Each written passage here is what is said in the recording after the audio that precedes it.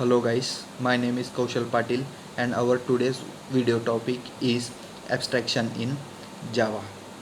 So let us discuss first what we are going to cover in our today's topic. So first of all we will see what is abstraction in Java. Then ways to achieve abstraction in Java. Then abstraction class and after that abstract method.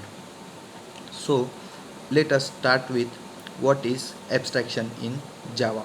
So basically abstraction is a abstraction is a class or the method. It is a method.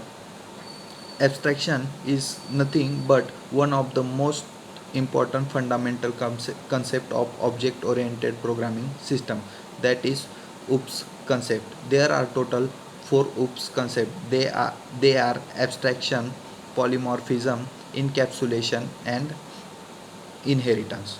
So today we are going to see what is abstraction in Java. So basically which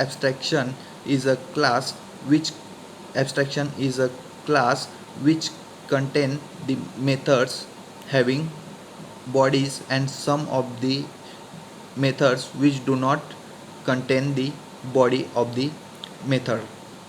So basically some of the methods in the abstraction class contain the body and some of the methods do not contain the body in abstraction class. This abstraction, we can also say that abstraction is a process of hiding the data and can showing only the essential things to the users. Let us take an example of sending SMS. We know that to send the SMS we have to simply text the message and send, but we don't know internally that how the message delivers. So basically abstraction let you focus on what the object does instead of how it does it. Now now let us move on to how to achieve abstraction class. So basically to achieve abstraction class we have to throw abstract keyword to the class, and to achieve abstract method we have to throw abstract keyword to the methods which do not contain the body, as and we do not have to throw the abstract keyword to the method which contain the body. So in this way we can achieve the abstraction in Java. There are two types of abstraction class.